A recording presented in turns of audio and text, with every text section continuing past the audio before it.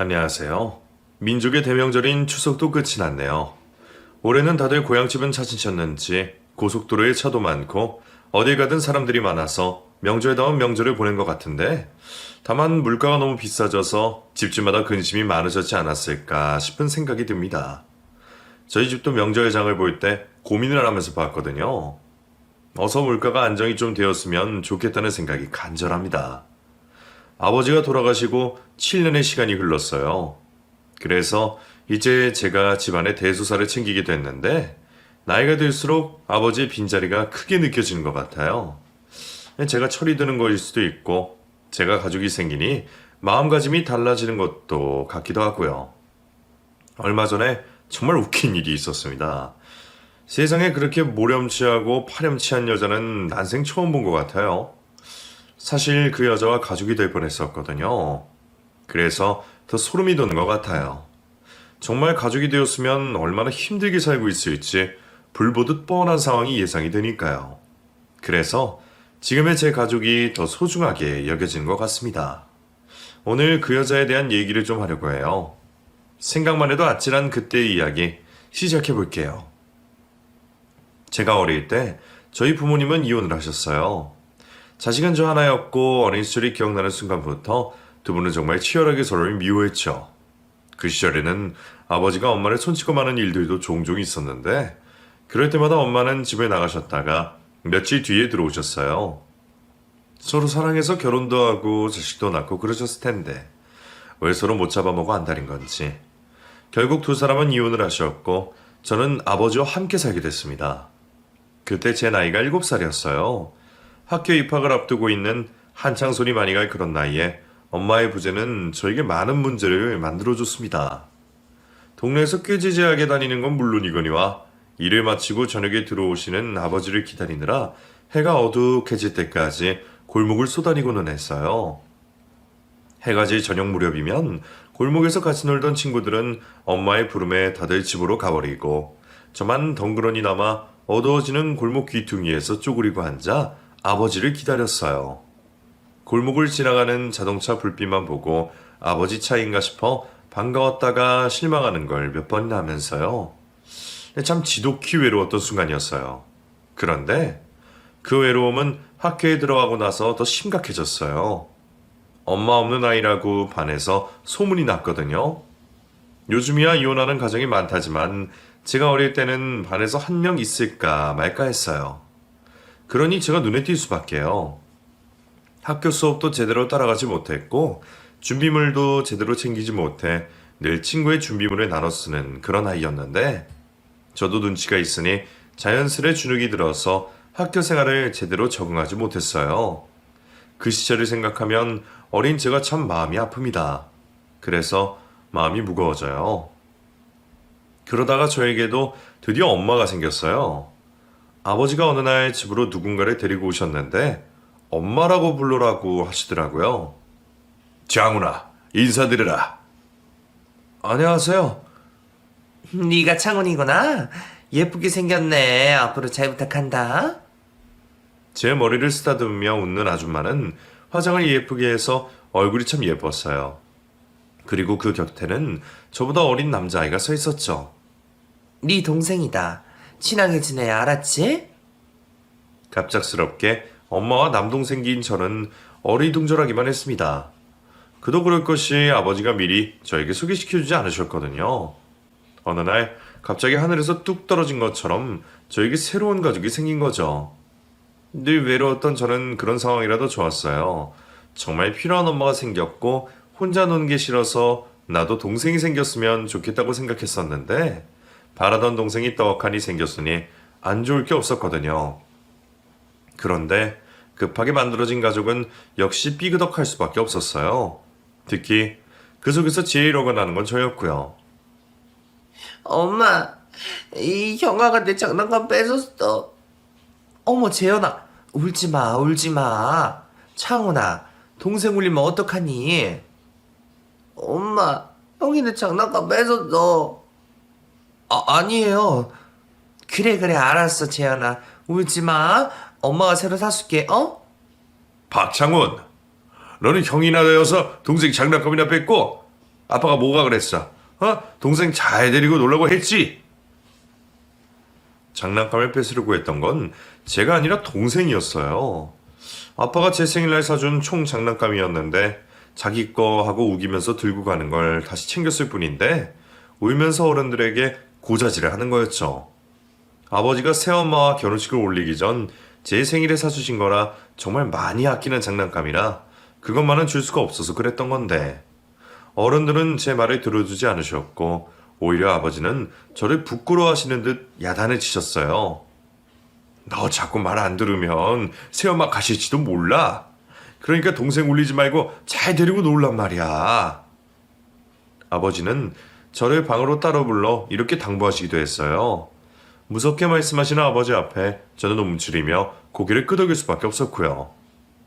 새로운 엄마가 생겼지만 저에게 좋은 건 하나도 없었습니다. 오히려 아버지와 사이가 더 멀어지는 것 같았고 더 많이 외로웠어요. 더 이상 꾀죄죄하게 다니거나 학교 준비물을 빼먹는 일은 생기지 않았지만 저의 얼굴은 점점 무표정하게 되었고 말도 하지 않게 되었어요. 그 시간들을 버티면서 엄마가 정말 많이 보고 싶었습니다. 제 친엄마요. 저를 따뜻하게 안아주던 엄마의 품과 냄새가 정말 많이 그리웠어요. 한 번이라도 보고 싶다고 그렇게 밤마다 빌었지만 엄마는 저를 찾아오지 않으셨고 연락 한 번 하지 않으셨죠. 내가 사랑하는 엄마에게 버림받았다는 생각은 저의 학창시절 내내 저를 괴롭혔고 우울하게 했어요. 세상 어느 곳보다 편안하고 안전해야 될 집이 저에게는 불편한 곳이 되었죠. 그래서 저는 고등학교를 졸업하면서 집에서 나왔습니다. 사실 독립하는 것만 생각하면서 고등학생 시절을 보냈어요. 그래서 공부는 뒷전이었고 아르바이트를 하면서 돈을 모았어요. 독립을 하려면 돈이 필요한 것 같아서요.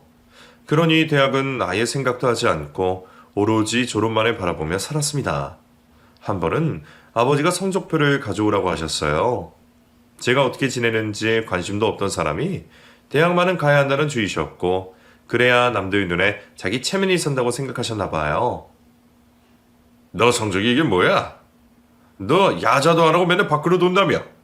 대체 학교에서 어떻게 생활하길래 담임이 전화가 와? 학교 수업은 안 빠져요. 뭐? 이 자식이. 너 대체 무슨 생각으로 사는 거야? 제가 알아서요. 언제는 저한테 관심이 있으셨어요? 갑자기 왜 이러시는 거예요? 창훈아, 아버지한테 버릇없이 이게 무슨 태도니? 둘이서 아주 나를 잡았는지 저를 몰아세우더라고요. 제가 무슨 생각으로 어떻게 지내는지 관심도 없으면서 학교 졸업할 때 다 돼서 담임한테 전화 한 통 받았다고 저에게 꼬치꼬치 캐무는 모습이 어찌나 우습던지 저를 진심으로 걱정해서 하는 말이 아니라는 걸 아니까 더 웃기더라고요. 원래 하던 대로 하세요. 나 내놓은 자식이잖아요. 언제부터 저한테 관심 있었다고 이러세요? 채썩. 말이 끝나자마자 아버지는 그 큰 손으로 제 뺨을 때리셨어요. 버릇없는 자식이라면서요. 키워준 은혜도 모르는 자식이라면서요. 새엄마가 데려온 남동생도 보는 자리에서 저를 그렇게나 까내리는 아버지가 정말 싫었습니다. 이게 무슨 가족인가 싶었고요. 이혼 후에 전화 한 통 없는 친엄마도 정말 미웠고 새엄마 치마 포기했어요. 친자식은 나 몰라라 하는 아버지도 싫었어요. 그리고 아무것도 모른다는 순진한 표정 뒤에 자기 자식밖에 모르는 위선적인 새엄마도 정말 진절머리가 나더라고요. 그때 정말 어디 남들 모르는 데 가서 뛰어내리고 싶은 그런 심정이었어요. 그 길로 집을 뛰쳐나와 친구 집으로 갔습니다. 다행히 혼자 자취하는 친구가 있었거든요. 그 친구에게 부탁해서 같이 지내게 되었어요. 절대로 집에 들어가지 않겠다고 결심을 했죠. 집을 나와 살면서 아버지한테 몇 번 연락이 왔지만 받지 않았습니다. 학교 마칠 시간에 교문 앞에 계신 모습도 봤지만 도망갔고요. 미안한 마음이 드셨는지 통장에 용돈을 넣어주시더라고요. 먹을 거 챙기라는 문자와 함께요. 그리고는 이렇게 덧붙이셨어요. 집에 들어오기 싫으면 억지로 안 들어와도 돼. 이렇게요. 차라리 잘됐다 싶으면서도 좀 야속했습니다. 집을 나온 건 제 잘못이라고 해도 차라리 잘됐다 싶어 하시는 아버지의 문자에 저는 또 한 번 상처를 받고 말았어요. 아버지도 내가 부담이 됐구나. 그런 생각이 들었죠. 그때부터 저는 혼자 지냈습니다. 명절이고 아버지 생신이고 집에 가지 않았어요.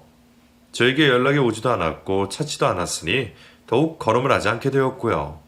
그래도 생활비는 따박따박 붙여주셨어요. 그걸로 고등학교 졸업을 할 때까지 친구의 집에서 지냈습니다. 그 친구 덕분에 먹고 자고 할 걱정을 덜 수 있었어요. 저에게 은인 같은 그런 친구죠. 집을 나와 살면서 오히려 마음이 더 편안해졌어요. 보기 싫은 사람들 볼 필요도 없고 저에게 뭐라 할 사람도 없었으니까요. 그래서인지 고3 때 학교 생활이 제일 재미있었어요. 친구들과도 많이 어울렸고요. 복잡한 가정사는 있고 정말 재밌게 지냈습니다.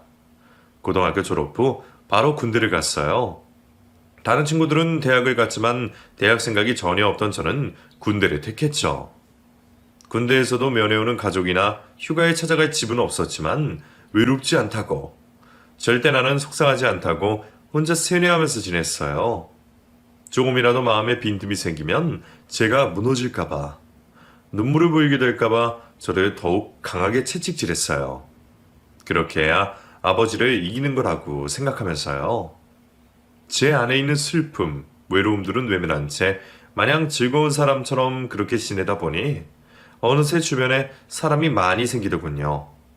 군대에 막 입대했을 때 저를 참 많이 괴롭히던 고참들도 나중에는 정말 친한 형들이 돼서 저를 많이 챙겨줬어요. 진짜 악독한 고참들도 있었지만 그들도 저에게는 살갑게 대해주지 않았지만 괴롭히지도 않았고요. 그곳에서 정말 남자들만의 찐 우정이라고 할까요? 말하자면 전우애죠. 그런 것들을 참 많이 느꼈어요. 집에서도 느끼지 못했던 소속감을 군대에서 많이 경험하게 됐어요. 그때 가깝게 지냈던 고참들은 아직도 연락을 하며 지내고 있어요. 집이 멀어서 자주 만나지는 못하지만 큰일이 있을 때는 연락 주고받으며 안부도 묻고 서로 힘이 되어주고 그러죠. 정말 살아가면서 저에게 많은 도움을 주는 그런 인연들이에요. 군대를 제대하고 저는 바로 취직을 했습니다. 집에 들어가지 않으니 당장 숙식을 해결해야 했으니까요.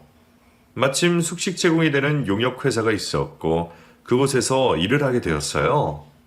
숙식이 제공되는 대신 일이 정말 힘들었습니다.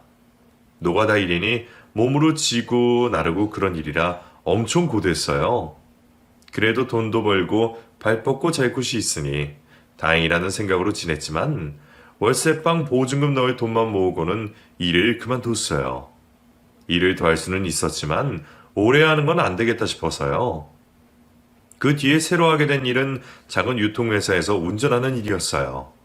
규모가 작아서 일하는 사람이 적었지만 오히려 가족 같은 분위기라서 일할 맛은 났죠. 그리고 정직원이라 월급도 용역회사에서 일하는 것보다 훨씬 나았어요. 회사 근처에 방을 구해서 정말 일집만 반복되는 생활을 했습니다. 창훈이는 애인 없어?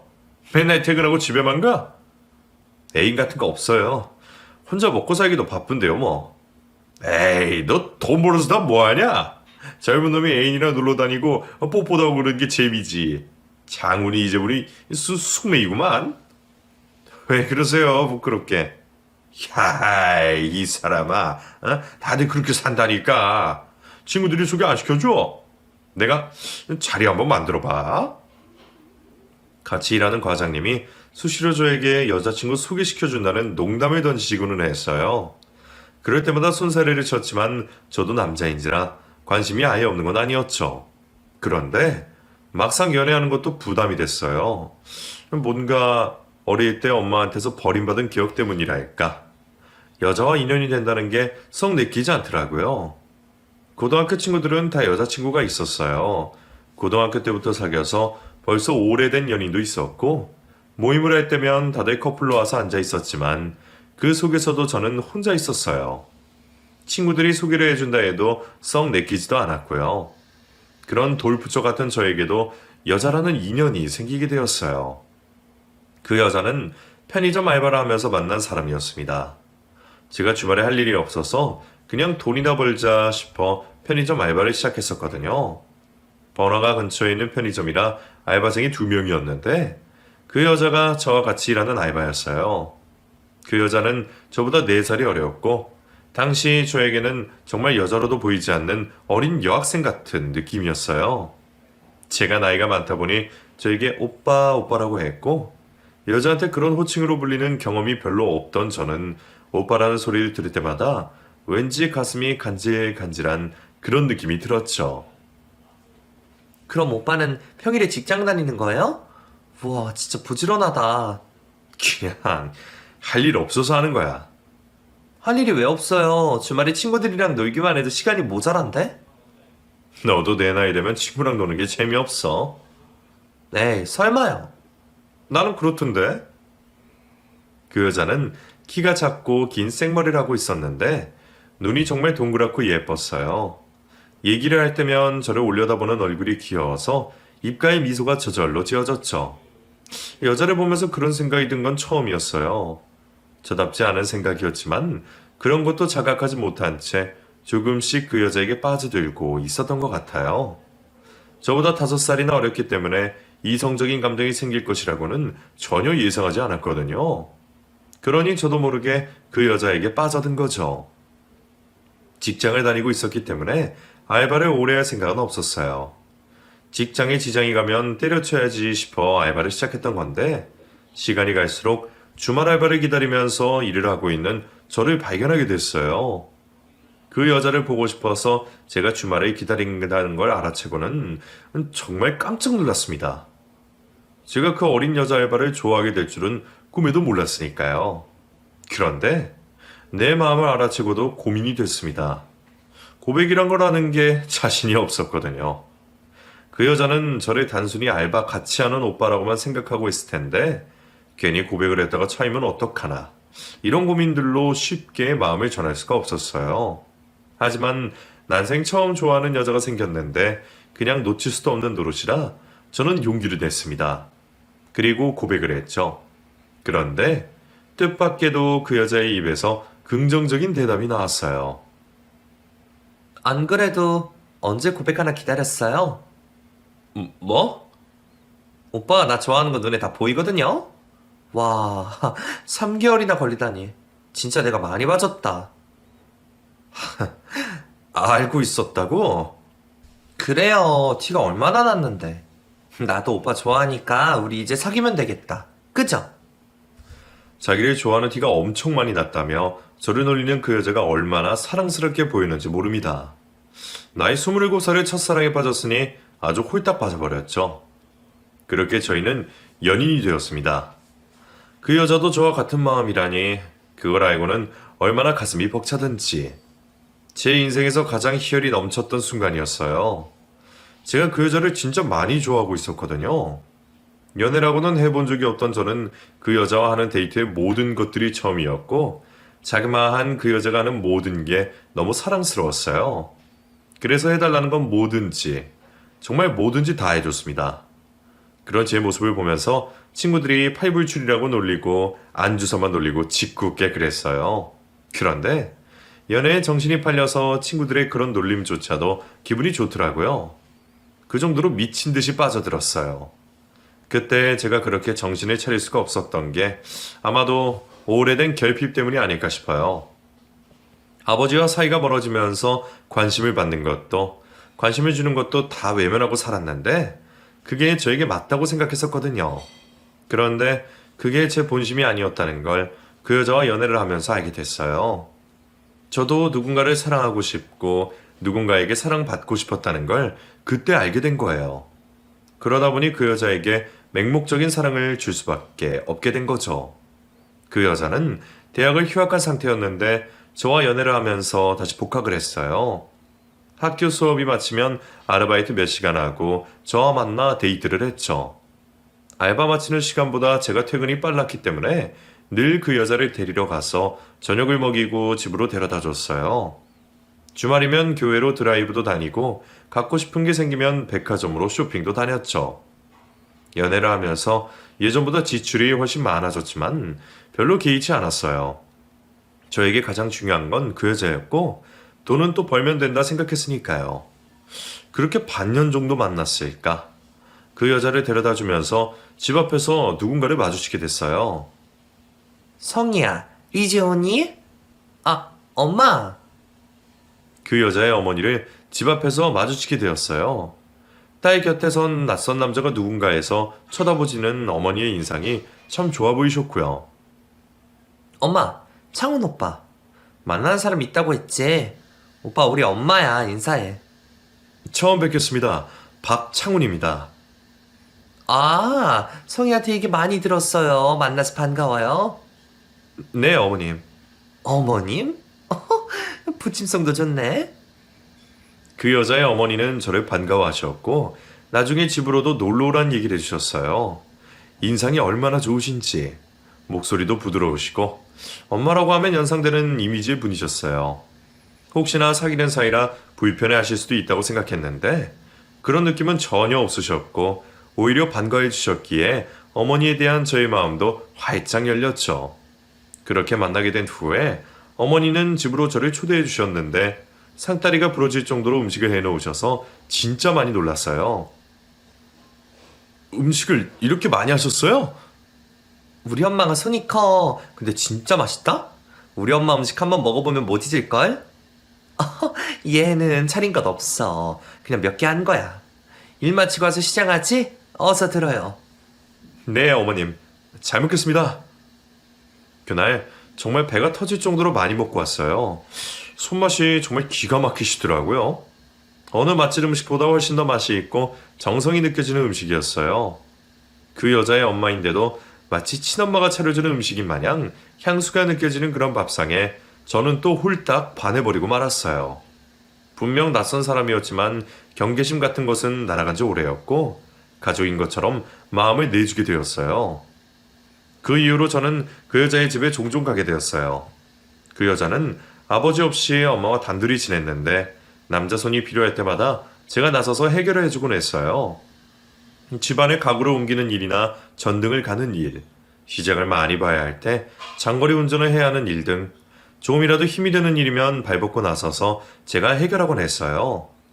그렇게 가깝게 지내다 보니 개 모임에서도 제가 아들로 통할 정도로 주변 지인들이 모두 제 존재를 알고 지냈어요. 어머니, 모시러 왔어요. 뭐하러 왔어? 버스 타고 가면 되는데. 제가 당연히 모시러 와야죠. 얼른 타세요. 아이고, 우리 성희 엄마 말년에 아들 복이 있었네. 어디서 이런 듬직한 아들을 데려왔대. 우리 성희가 데려왔지. 아주 효녀야, 효녀. 부러워서 내가 오늘 잠을 자겠나 모르겠네. 집에 있는 우리 아들 너무 자빠져 잤네 말이야. 그 여자 어머니 친구들이 다들 부러워서 한마디씩 했고 그 소리에 어머니는 기분이 좋아 웃으셨어요. 저도 칭찬을 받으니 좋았고 두 모녀를 챙기는 것이 뿌듯하기만 했죠. 그리고 우리의 시간이 영원할 거라고 생각했기에 손해란 생각은 전혀 하지 않았습니다. 제 생각대로 우리가 사귄 지 3년 정도 되었을 때 그 여자는 대학을 졸업했고 저는 청혼을 했어요. 여자친구는 제 청혼에 당황하며 이제 첫 직장인데 계속 다니고 싶다고 하길래 저는 그러라고 했어요. 아이도 당장 낳을 생각이 없다고 해서 원하는 대로 하라고 했고요. 막상 청혼을 하니 뭔가 불안해하는 것 같은 모습에 하기 싫은 건 다 하지 않아도 된다고 달래며 결혼만 하자고 그렇게 얘기했습니다. 저도 딱히 아이를 당장 낳고 싶은 생각이 없었거든요. 그냥 우리만의 보금자리를 만들고 싶은 그런 마음뿐이었어요. 그리고 언제든 헤어질 수 있는 그런 사이가 아니라 정식으로 부부가 되어서 단단해진 관계를 저는 원했고요. 어머니, 저 성희 행복하게 해줄 자신 있습니다. 성희가 원치 않는 건 절대로 강요하지 않을 거예요. 지금처럼 지낼 건데 다만 혼인신고만 할 뿐이에요. 그렇긴 한데 성희가 이제 첫 직장을 구해서. 집안일 안 시킬게요. 제가 하면 됩니다. 직장도 계속 다니라고 할 거예요. 그래? 그러면 뭐. 저는 어머니가 저희의 결혼을 환영해 줄 거라고 생각했었어요. 그런데 제 예상과 조금 다른 모습에 저도 실망을 했죠. 딸이라서 그럴 수도 있다는 생각을 하면서 오히려 저는 결혼해서 더 잘 사는 모습 보여드려야겠다고 그렇게 다짐을 했어요. 결혼시키길 잘했다고, 역시 박서방밖에 없다고 그렇게 말씀해 주실 수 있게 내가 잘하겠다 그렇게요. 결혼식은 간소하게 치르기로 했어요. 가까운 지인들만 초대해서 간단하게요. 저도 본가와 연을 끊고 살았고 그 여자도 친척이 많이 없어 보여서 서로 얘기가 쉽게 됐죠. 결혼식 날짜까지 정하고 나서 아버지 생각이 났습니다.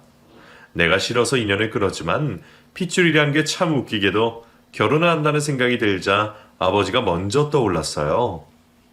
집을 나와 산 지 10년이 넘었지만 한 번도 연락을 하지 않았고 아버지도 연락이 없으셨기에 잊어버리고 살았는데 아주 잊을 수는 없는 관계잖아요. 결혼을 하게 됐으니 말씀은 드려야지 싶어 전화를 드렸어요. 저도 아버지도 서로 연락을 하진 않았지만 번호는 그대로였거든요. 한참을 통화음이 울리고 드디어 아버지가 전화를 받았는데 목소리가 안 좋은 것 같더군요. 아버지, 저예요, 창훈이. 그래, 잘 지내고 있니? 아버지, 저 결혼해요. 그렇구나. 결혼을 하는구나. 기운이 하나도 없는 목소리로 기침 소리까지 예사롭지 않게 들렸어요. 저는 놀라서 무슨 일이냐고 물었지만 얘기를 하지 않는 아버지였고 답답한 마음에 집으로 찾아갔습니다. 오랜만에 찾아간 본가 현관문을 열어주는 새어머니 얼굴을 보면서 세월이 참 많이 흘렀구나 싶더군요. 예전보다 나이가 든 모습에 얼굴엔 수심이 가득해 보였어요. 네가 여긴 웬일이니? 역시나 좋은 소리가 나오진 않았어요. 아버지 뵈러 왔어요. 금방 뵙고 갈게요. 저는 대답을 듣지 않고 안방으로 향했고 방 안에 들어서자 생각지도 못한 아버지의 모습에 깜짝 놀라고 말았어요. 아버지는 침대에 힘없이 누워 계셨고 머리에 모자를 쓰고 계셨어요. 이불 위로 드러난 손에는 살이 다 빠지셔서 뼈만 남은 것 같았고요. 네 아버지 간암이시다. 수술은 하셨고 지가 항암 치료 중이셔. 네? 왜 저한테 연락 안 하셨어요? 죽었는지 사라진지도 모르는 자식한테 죽을 병 걸렸다고 전화하실 뿐이니 네 아버지가? 어머니라도 전화 주셨어야죠. 어머, 내 탓을 하는 거니? 아버지가 정말 미웠어요. 정말 이해할 수 없었고 원망스러웠어요. 그랬던 아버지가 곧 돌아가실 것 같은 몰골로 누워 계신 모습을 보니 가슴이 찢어질 듯 아팠습니다. 눈물이 흘렀어요. 슬픔 때문인지 원망 때문인지 원인을 모르는 뜨거운 눈물이 하염없이 흘러내렸습니다. 아버지는 그런 저의 손을 아무 말 없이 잡아주시기만 하셨어요. 집을 나서면서 새어머니가 말해주더군요. 사실 날이 얼마 남지 않은 것 같다고. 의사가 마음의 준비를 하고 있으라고 했다고요. 그 얘기를 듣고 나오는데 결혼을 서둘러야겠다는 생각이 들었어요. 아버지 가시기 전에 며느리 얼굴 보여드리려고 결혼식 사진이라도 보여드려야겠다고요. 무슨 이유인지는 모르겠지만 그 결혼식 사진이 마지막 가시는 길 조금이라도 가슴의 짐을 덜어드리는 게 되지 않을까 하는 막연히 그런 생각이 들었어요. 그날 저녁에 여자친구의 어머니 예비 장모님을 찾아갔어요. 그리고 상황을 설명하고 결혼식을 앞당기고 싶다고 했습니다. 그랬어? 자네 아버지가 그런 큰 병에 걸리셨구나. 자네 마음이 많이 안 좋지? 네, 원망만 했던 아버지인데. 저도 모르게 눈물이 났고 예비 장모님은 저를 안아주셨어요. 저는 어린애처럼 그 품에 안겨 엉엉 울고 말았고요. 어머니는 우는 저를 계속 위로해 주셨어요. 그렇게 한참이나 저는 눈물을 쏟아냈습니다. 그러면서 이렇게 좋은 분을 만나게 돼서 정말 다행이란 생각이 들었어요. 우리가 가족이 되면 분명 행복하게 살 수 있을 거라고 그렇게 믿어 의심치 않았는데 다음날 그 믿음에 조금씩 금이 가기 시작했어요. 저는 제 사정을 얘기했기 때문에 당연히 결혼식 날짜를 조정해 주실 거라고 생각했어요. 그런데 제 예상과 다른 말씀을 하시는 거였어요. 자네 상황은 딱하게 됐는데 결혼식 날짜는 이걸로 그냥 가. 내가 유명한 보살님한테 받아온 날짜라서 옮기는 건 좀 그래, 어? 어머니, 제가 말씀을... 그래, 들었지. 근데 아버님 당장 어찌 되시는 거 아니잖아? 아버님도 딱하지만 앞으로 살 사람도 중요하지 않겠어. 상황을 좀 보자고, 어? 그렇게 자기 할 말을 하고는 돌아서는 예비 장모님의 모습이 무척이나 낯설게 보였어요. 저와 결혼을 할 그 여자의 입장도 다르지 않았고요. 나 요새 직장에서 적응하느라 정신 없는 거 알지? 상의할 거 있으면 엄마랑 해. 그리고 나 다음 주 아버님 보러 못 가. 이번 주에 시술 받으러 가는데 당분간 일 끝나면 집에서 마사지 해야 해. 알았지? 어느 순간 제가 정말 사랑하고 믿는 두 사람이 완전히 달라져 버렸어요. 저는 그들이 원할 때 언제든 맞춰줬는데 저에게 일이 생기니 둘 다 제 상황을 외면하는 겁니다. 다른 것도 아니고 아버지 건강 때문에 생긴 일인데 하나같이 별일 아닌 것처럼 구는 모습에 저는 당황하고 말았어요. 하지만 저는 그들을 믿었어요. 갑작스러운 상황이라 다들 나처럼 당황해서 그럴 거야. 이렇게 여기면서 이해해 주려고 노력을 했죠. 다행히 아버지의 병이 차도가 있어서 원래 잡혔던 날짜에 결혼식을 올릴 수 있게 되었고 드디어 결혼식을 하루 앞둔 날이 되었어요. 결혼 전날은 따로 있어야 한다는 그 여자의 말을 듣고 저는 제 집에서 설레는 마음을 진정하며 앞으로의 미래를 그리며 나름의 계획을 세우고 있었죠. 집을 언제 사고 아이는 몇 명을 낳고 그런 행복한 생각을 하고 있는데 예비 장모님께 전화가 왔습니다. 그리고 황당한 소리를 듣게 됩니다. 박서방, 미안한데 결혼식 조금 미룰 수 있니? 네? 어머님, 그게 무슨 말씀이세요? 당장 내일인데. 아니, 보살님이 갑자기 연락이 와서 내일 애군이 꼈대. 자네도 잘 알잖아. 나 보살님 말대로 하는 거. 그러니까 며칠만 미룸세. 내가 위약금은 모두 낼 테니까, 어? 말도 안 되는 소리였어요. 간소하게식을 진행하기로 해서 위약금이 많지는 않을 거지만 그래도 하루 전날 그것도 보살님 말 한마디로 결혼식을 취소하다니요. 제가 황당해서 대답을 못하는 사이에 장모님은 그렇게 암세 하고는 전화를 끊어버리셨어요. 기가 차더군요. 저는 당장 차를 몰아 그 여자의 집으로 갔어요. 도저히 납득이 안 되는 거예요. 결혼식이 장난도 아니고 제가 아버지 때문에 날짜를 미루자고 했을 때는 안 된다고 해놓고 이제 와서 해명을 더 들어야 했어요. 그래서 현관문을 열고 들어갔는데 안방에서 두 모녀가 싸우는 소리가 들렸어요. 아니, 분홍색 원피스 입으라니까. 엄마, 요새 누가 이런 색깔 옷을 입어? 흰색 입으면 된다니까. 이게 내 몸매가 더 예쁘게 보인단 말이야. 아니, 엄마 말 좀 들어. 부잣집 도련님인데 고상하게 보여야 될 거 아니야. 두 사람은 옷 때문에 옥신각신하고 있었고 듣자하니 결혼식인 내일 제가 아닌 다른 누군가를 만나려고 하는 것 같았어요. 낌새가 이상해 저는 계속 듣고 있었는데 결국엔 그 사람이 누군지 알게 됐죠. 바로 돈 많은 집안의 맞선 남이었어요. 아유, 더워. 물 한 잔 먹어야겠다. 아유, 자네 언제 왔나? 두 사람 지금 뭐 하는 겁니까? 내일 누굴 만난다고요? 엄마, 오빠. 자네, 남의 집에 말도 없이 들어오면 어떡하나? 어머니, 성이 너 나한테 어떻게 이럴 수 있어? 아, 나 몰라. 엄마가 그런 거야. 나 잘못 없어. 두 사람은 제 얼굴을 똑바로 보지 못하고 우왕좌왕하고 있었어요. 내일 저와의 결혼식을 미루고 돈 많은 집안의 남자와 맞선을 본다고 온 방에 옷가지며 장신구들이 나뒹굴고 있고 신혼여행에 갈 짐을 쌓아놓은 트렁크는 방구석에 엎어져 있더군요. 억장이 무너지는 기분이었습니다. 배신감이 이런 말로 다 할 수가 없었어요. 저는 방바닥에 주저앉았고 예비장모였던 여자가 저에게 다가와 달래더군요. 박서방, 그게 아니라. 시끄러워요. 에? 뭐라고? 시끄럽다고. 그 닥치라고. 저는 눈이 돌아 온 집안을 난장판으로 만들었어요. 전에 본 적 없던 난폭한 모습에 예비장모는 기겁을 하고 도망을 가더군요. 저는 여자친구에게 다가가 손에 들고 있던 원피스를 갈갈이 손으로 찢었어요. 왜 이래? 너 미쳤어? 찢어진 원피스를 그 여자의 얼굴에 던졌어요. 그리고 이별을 통보했습니다. 더라면 이상하게 제정신이겠냐? 우리 사이 끝이다. 내가 너 보내줄게. 어디 돈 많은 남자한테 시집 가서 잘 살아봐. 그러고는 그 집에서 나왔습니다.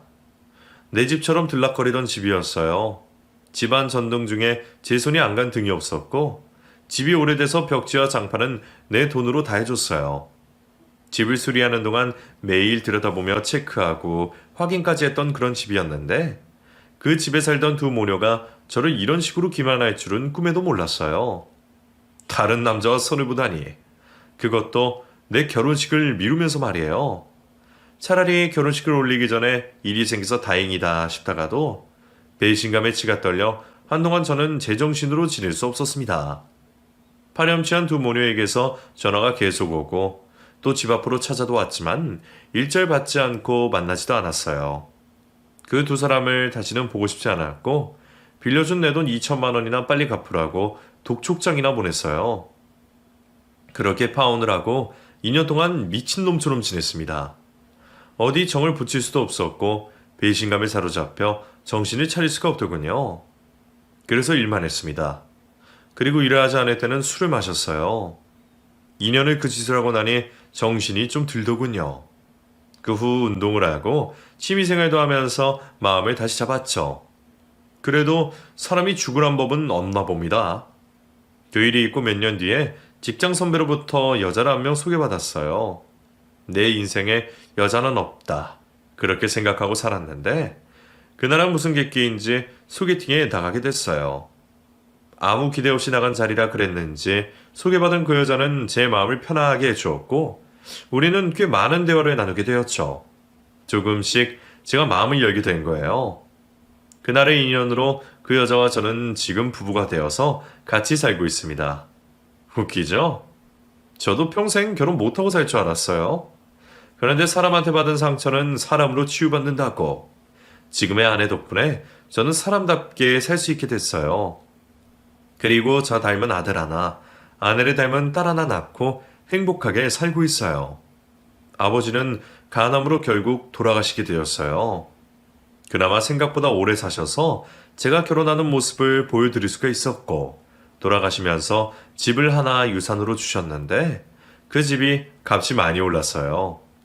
덕분에 없이 시작한 살림에 도움이 많이 되고 있습니다. 사람이 살다 보니 사라지더라고요.